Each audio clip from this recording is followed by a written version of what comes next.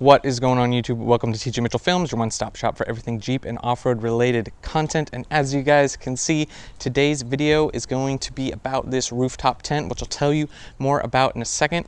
If you're watching this video, odds are that you're probably not subscribed because over 90% of you guys that are watching are not subscribed. So make sure you go down below, hit that subscribe button so you can stay up to date on when I post my latest videos.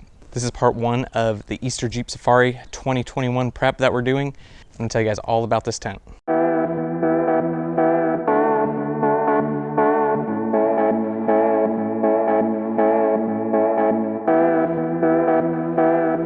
That time lapse that you guys just saw is literally my first time fully setting up the tent, doing it by myself.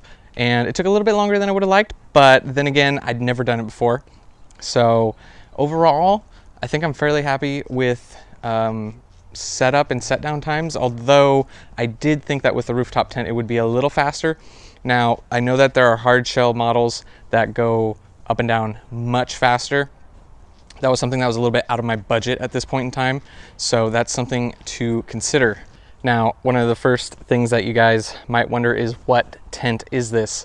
And this is the Smittybilt Gen 2 Overlander tent. Keep in mind, this is not the XL version, it's just the standard version. Only has sleep 2 in my situation with my wife and I up there, so space is not an issue, and it's a little lighter than the XL. This isn't a review, this is just sort of my initial impressions.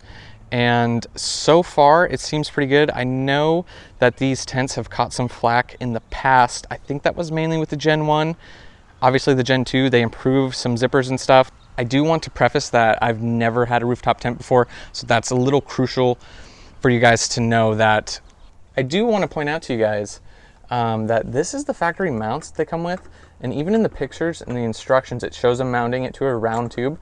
Now, this piece might be good for square or rectangle, but it doesn't contact the tube very much. So what I went ahead and did, as you guys can see right here, is I built my own mounts out of stainless. This is just some 1/4 inch thick flat bar I drilled some holes in, and then I cut some 1 3/4 inch tube down so it can hug the contour there. I think that's going to be much stronger, and it looks a lot better. I mean, obviously this one's loose, but you can see it's just bending, and I don't know, I didn't like it. So keep in mind that the mounts may not be adequate for you guys. I do know that Wheel Every Weekend sells these really cool security mounts that I believe they have patented. I'll put a link down below for that. I might be upgrading to those in the future. All right, so from a visual perspective, it looks just like any other rooftop tent for the most part. I'm pretty happy with how it looks. I still got to mess with how some of these flaps are set up, but it's a really great looking tent.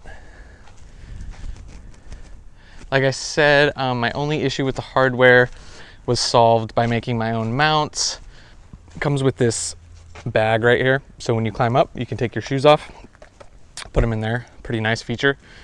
Probably standard on most tents. But all right, so let's talk quality of materials. First up, over here on the cover, it feels really nice. It's like a rubbery material, very nice. There's Velcro on 2 of the corners here. It's very sticky Velcro. Cover seems great. Zippers on it, pretty dang good as far as first couple times using it. Now, the material of the actual tent, you know, it's a tent material, so it's not crazy thick. It feels what you would expect it to be. I haven't had a problem with any zippers. All of the zippers have these little guys on them, so they're easy to find, easy to pull from. And what I did like is they do give you some extras, which is cool. And all of the straps seem to be high quality.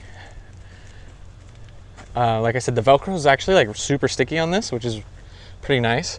Yeah, I mean, materials seem pretty good. But like I said, I've never had one of these before. Also, I did want to note that this isn't a sponsored video or anything. I did buy this. I believe it retails for $1,200, so keep that in mind. I know it's one of the lower end tents, but that's sort of why I wanted it. I don't mind making some upgrades along the way, and I think it's gonna hold up just fine. Initial impressions, but like I said, come back long term and I'll let you guys know for sure. So in the ladder, adjusts very easily. There's these two sliders on each side. That's how the ladder goes up and down.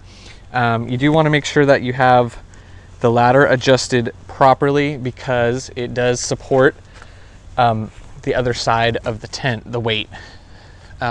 So if you don't have that adjusted properly, you might run into some issues. But they're very clear about that in the instructions and everything. But yeah, it's nice and light, aluminum.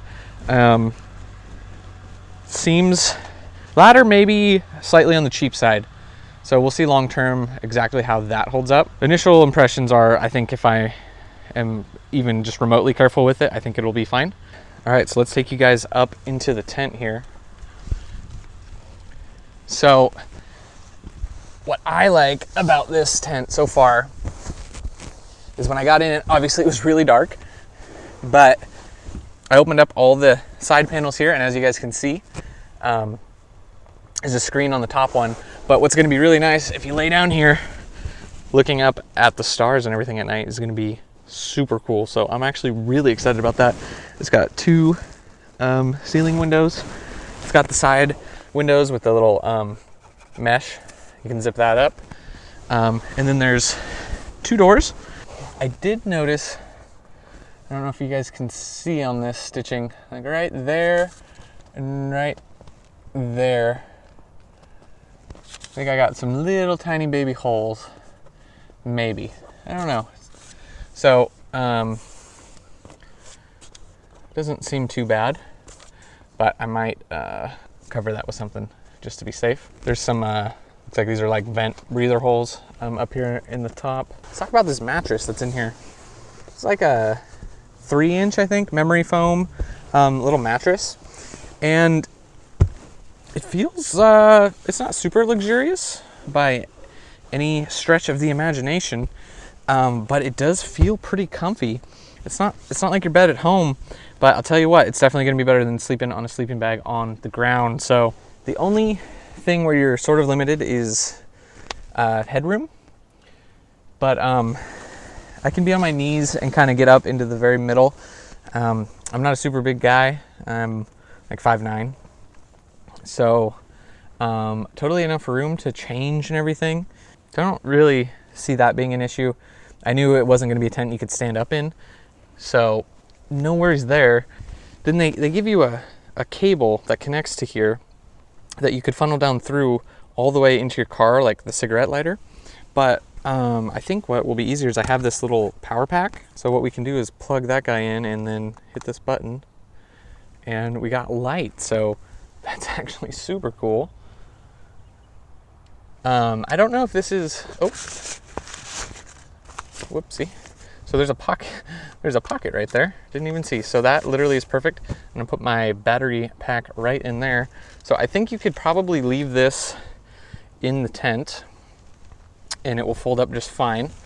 I don't see any issues there. And maybe shove the cord in that pocket.